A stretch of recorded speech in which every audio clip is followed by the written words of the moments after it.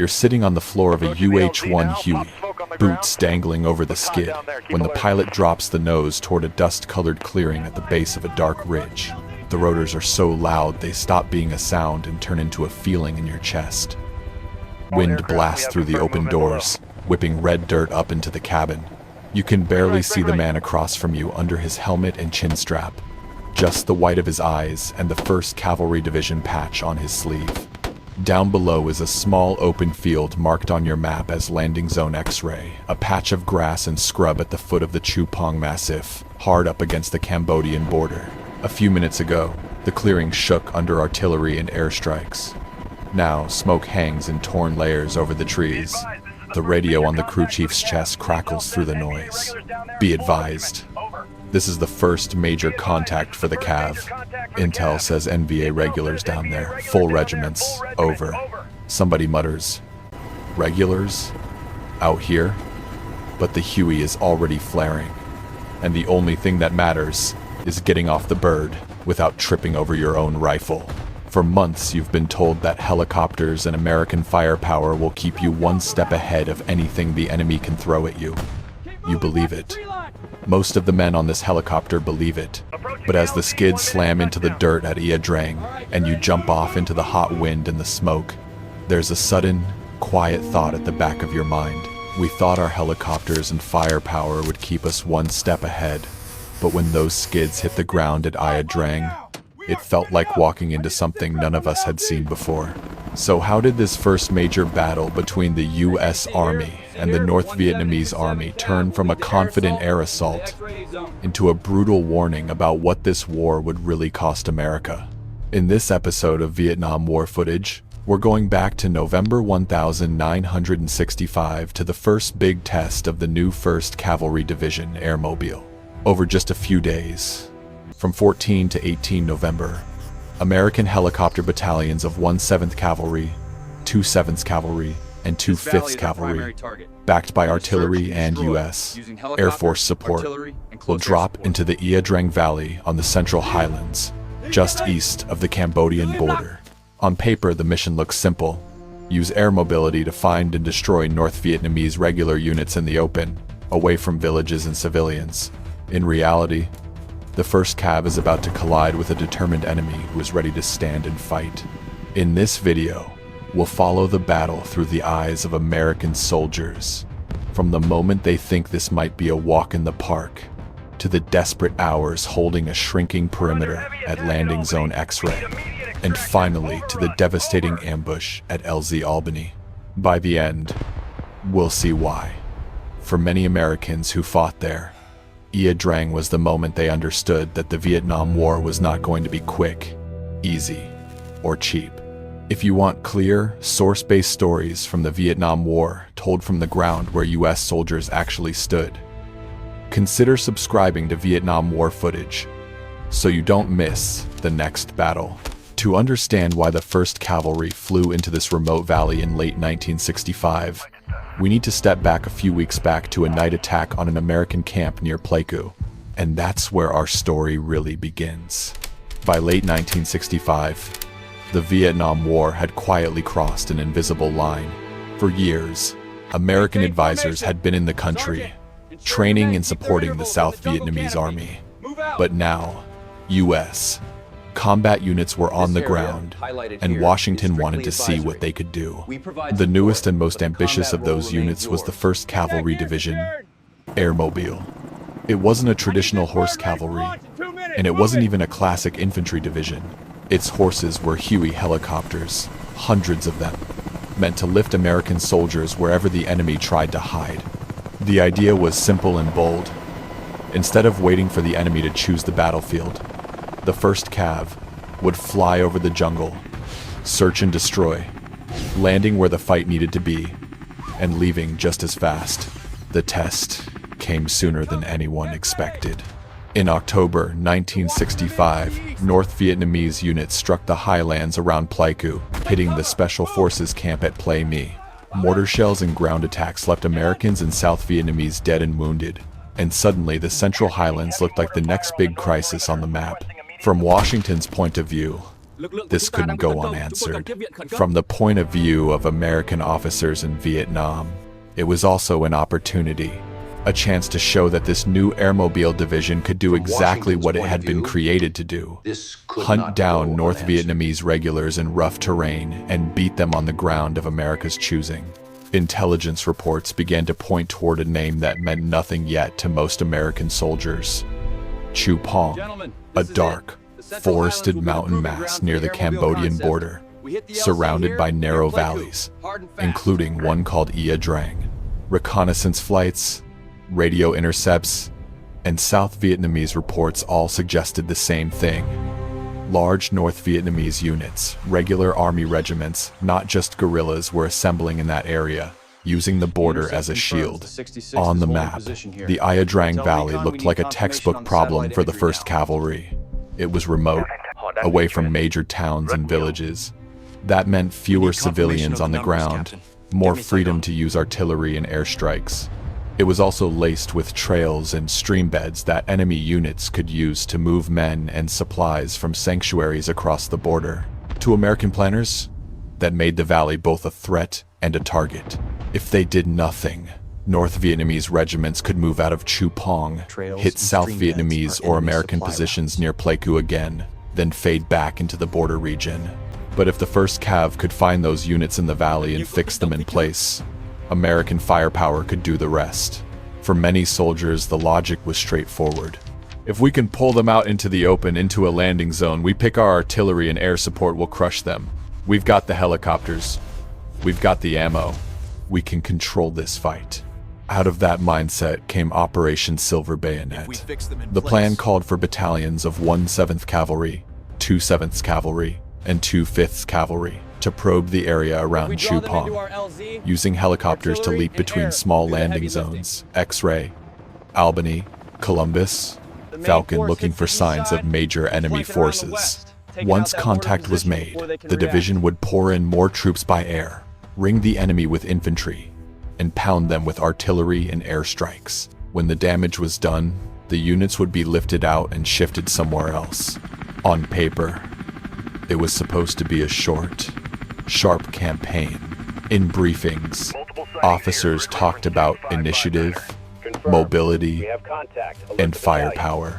The 1st Cav would do what no other army in history had done: bring a full division's worth of infantry, artillery, and air support into some of the most remote terrain in Vietnam, using helicopters as flying trucks, down at platoon and squad level. The mood was more basic, but not less confident. To a lot of young Americans, Silver Bayonet sounded like a tough operation, but one where the advantages were clearly on their side. Big operation, sure, but we've got helicopters, jets, artillery, radios. We've trained for this. Whatever's out there, we can handle it. What almost no one fully appreciated was what would happen if those long lines of men ever got spread out in the jungle, or if they landed closer to major enemy formations than the intel estimates suggested. Because if the 1st Cavalry took heavy losses in its very first big test, the consequences would reach far beyond one valley. A bloody failure at Ia Drang would raise hard questions. Could Airmobile tactics really control a war fought in mountains and triple canopy jungle? Could American units truly dominate North Vietnamese regulars in close combat? Or would the enemy prove they could stand toe-to-toe with US forces instead of just fighting as guerrillas? For the men headed toward Chu Pong, those questions hadn't formed yet. The plan looked solid.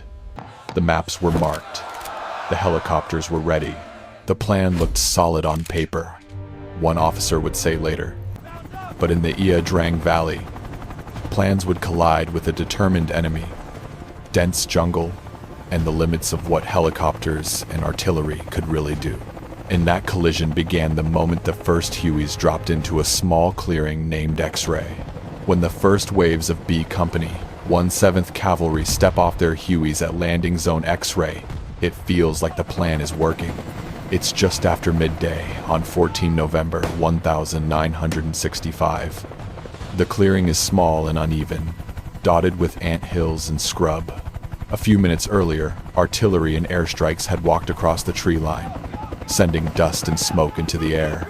Now, the helicopters flare, skid into the grass, and jump back into the sky as fast as they arrived. Lieutenant Colonel Hal Moore moves quickly through the landing zone, directing squads to the edges of the clearing, pushing his companies out toward the trees. The first contact feels like what everyone expected.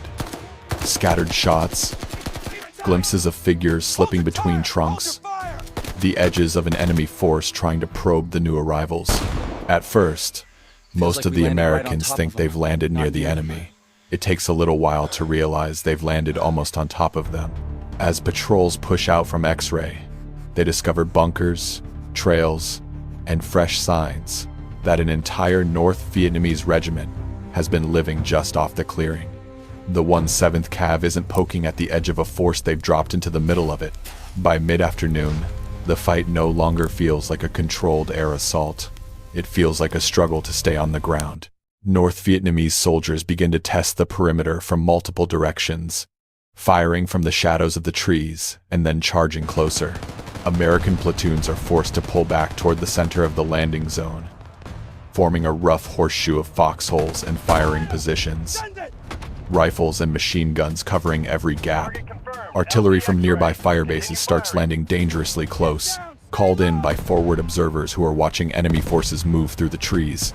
Jet aircraft roll in, dropping ordnance just beyond the outer ring of foxholes. The air fills with smoke, dust, and the constant thump of explosions. At some point, as enemy attacks press hard against parts of the line, the radio net carries a chilling phrase, "Broken Arrow." It's the code that tells higher headquarters that an American unit is in danger of being overrun and that every available aircraft in range should be ready to support. For the men on the ground, overwhelming firepower suddenly feels like a double-edged sword. They can hear jets roaring in overhead and artillery shells slamming into the tree line.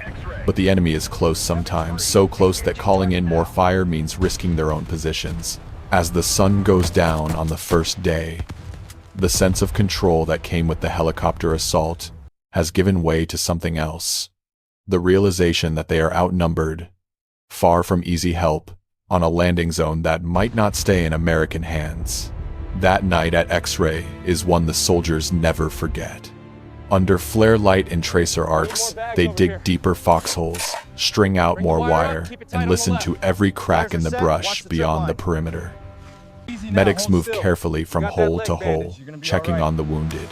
Radio operators whisper into microphones, relaying coordinates, situation reports, and quiet requests for more ammunition.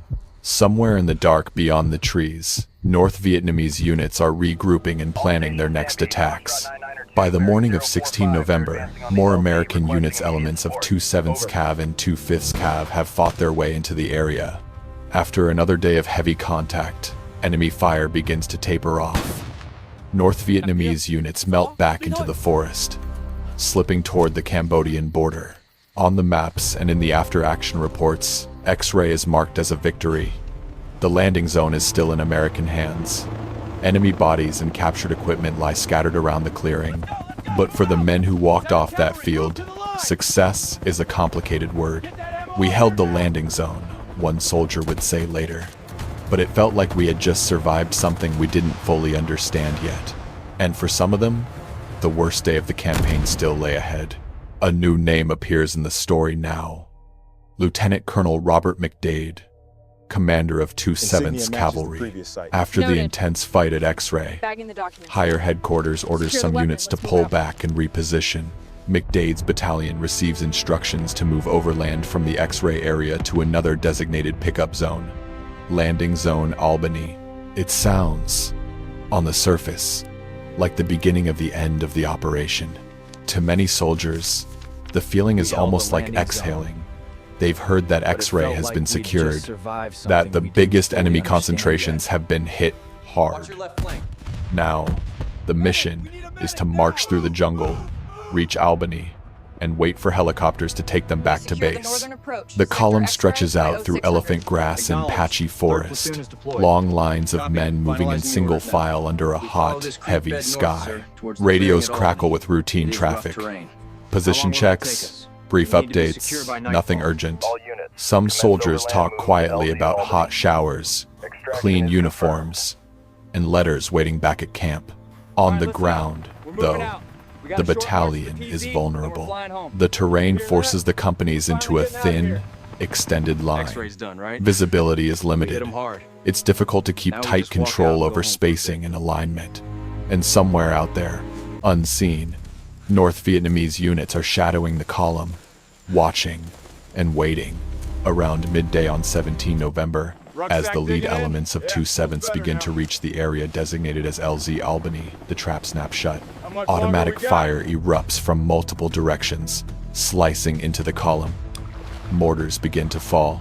In seconds, the long American line is broken into isolated segments, with platoons and squads suddenly cut off from each other, unsure where the main enemy positions even are. For soldiers in the middle and rear of the battalion, the ambush feels like chaos from every side at once. Men drop into the grass, looking for any kind of cover in terrain that offers very little. Leaders shout to form defensive circles, to return fire, to mark their positions with smoke for artillery and air support, but the enemy is close, and the risk of hitting friendly troops is high. Some companies manage to pull together into small, tight perimeters, fighting back from clumps of trees or shallow depressions. Others are scattered, forced to improvise with whatever soldiers and weapons are nearby, instead of one big battle line. Albany becomes a patchwork of desperate small fights, circles of Americans trying to hold out until help can find them. Over the next long, grinding hours, the casualty figures climb in a way that shocks even veterans of earlier fights. Out of roughly 400 men of 2/7 Cav caught in and around the ambush, about 151 are killed and 121 wounded in the space of roughly 16 hours of combat, one of the highest casualty rates suffered by a U.S. battalion in the entire Vietnam War. For the men living through those hours, the numbers are invisible. What they know is the sound of rifles overheating, the weight of extra magazines being passed along, the thump of grenades, and the constant worry that the next burst of fire will cut through their own small circle of defense. As daylight begins to fade, the battle shifts again. From overhead, a one Skyraider attack aircraft and other planes roll in, dropping ordnance around the pockets of American troops. Guided by frantic radio calls and colored smoke, artillery reaches out from distant fire bases, trying to create a ring of explosions between the enemy and the scattered perimeters. Helicopters brave small arms fire to bring in ammunition and evacuate the most seriously wounded. Flares drift down through the darkness, bathing the jungle in an eerie artificial daylight that comes and goes with each burning canister. For the soldiers on the ground, the night at Albany is a test of endurance. They crawl out to drag wounded men back into the perimeter. They listen for movement in the brush, trying to tell the difference between enemy patrols and American survivors crawling towards safety. They wait for dawn, for relief, for some sign that the worst has passed. By the time larger American forces finally secure the area and push back the remaining North Vietnamese, the ground around Albany is marked by shattered trees, burned grass, and the heavy silence that follows a battle. Later, when they look back, many veterans of Ia Drang will sum it up in one stark contrast. At X-Ray, we felt like we had proven something. At Albany, we learned how fast that confidence could disappear. When the firing finally stops, the work that comes next is quieter but no less heavy. Soldiers move through the clearing and along the trails, marking locations, checking for any sign of remaining enemy forces. They gather their dead and wounded, attach identification tags, and carry them to landing zones where helicopters can take them away. In the official tallies that follow, the Ia Drang campaign, especially the battles of X-Ray and Albany, stands out immediately. For the United States, roughly 237 American soldiers are killed and more than 250 wounded in just these two major engagements. Across the broader Pleiku Ia Drang operations of late 1965, the total American dead passes 500. Estimates of North Vietnamese and Viet Cong losses range from several hundred to over 1,000. Different sources give different numbers, and both sides have reasons to shape the statistics. What all accounts agree on is that both armies paid a terrible price in this remote valley. For the men of the 1st Cavalry Division, though, the meaning of Ia Drang isn't found in charts or numbers. It's in the memory of carrying a friend's gear back to the collection point. It's in the lists of names read at memorial services. It's in the understanding that this first big test had taken more from them than anyone expected, and that the war was only beginning. In late 1965, many Americans still believed that superior firepower and technology would quickly bend the war in their favor. After Ia Drang, the soldiers who walked away from X-Ray in Albany knew better. They had seen, up close, what this conflict could cost and how long it might last. For the Americans who fought there, Ia Drang was more than just a first big battle. It was the moment the enemy stopped being an abstract force on a briefing slide and became something else entirely. A determined army, willing to stand, organize, and take heavy losses if that's what it took to keep fighting. Up to that point, many U.S. troops had been told they were facing mostly guerrillas hit-and-run fighters who would melt away under heavy fire. In the Ia Drang Valley, they met regular North Vietnamese units who did not melt away. They attacked again and again at X-Ray, and they set up a carefully prepared ambush at Albany that cost a single American battalion more men in a day than some entire units had lost in years. For a lot of veterans, Ia Drang would later be described as the day the war got real. Inside the U.S. Army, the battle quickly became a case study. On one side of the ledger, officers pointed to X-Ray as proof that the new Airmobile concept worked. Helicopters could move infantry rapidly into remote terrain. Artillery and air support could keep a small force alive against superior numbers. And disciplined leadership could hold a landing zone under intense pressure. On the other side, Albany exposed every weakness that came with that confidence. Long, stretched-out columns in thick terrain, limited reconnaissance, and the danger of underestimating how quickly an organized enemy could turn a routine movement into a catastrophe. Tactically, Ia Drang wrote two very different lessons in the same week. At X-Ray, the 1st Cavalry Division showed what American forces could do when helicopters, artillery, and close air support worked smoothly together. A surrounded battalion held its ground, inflicted heavy losses, and kept control of its landing zone. At Albany, the war pushed back. The ambush underscored the importance of good intelligence, tighter formations, better control over movement through dense jungle, and constant awareness that the enemy could be much closer than anyone thought. Those lessons would later be studied in training courses and manuals, with diagrams and timelines that all trace back to a single word: Albany. Strategically, Ia Drang sent mixed signals. Some American commanders looked at the high enemy body counts and concluded that a war of attrition using superior firepower to wear down North Vietnamese units over time might be the path to victory. If battles like Ia Drang could be repeated, they believed, eventually the other side would run out of men and willpower. But on the other side of the valley, North Vietnamese leaders drew a very different conclusion, that if their troops could absorb that kind of punishment at X-Ray and still deliver a devastating blow at Albany, they could endure a long war. Ia Drang became proof, to them, that they could fight the U.S. Army directly and still stand. Years later, when the shooting stopped, Ia Drang didn't disappear. It lived on in books like We Were Soldiers Once and Young, in interviews, and in quiet reunions between former enemies who met again on the same ground where they had once tried to kill each other. American veterans returned to the Central Highlands and walked the old landing zones with North Vietnamese veterans who had fought opposite them. The jungle had grown back, but the memories hadn't faded. For the men of the 1st Cavalry Division, Ia Drang was where the Vietnam War stopped being an idea on a map and became a valley full of names and faces they would never forget. If this episode helped you see the Battle of Ia Drang through the eyes of the Americans who fought there, please like this video, share it with someone who cares about history, and subscribe to Vietnam War footage. In our next battle, we'll follow U.S. troops into another crucial fight of the Vietnam War, and once again, we'll tell the story from the ground where they stood.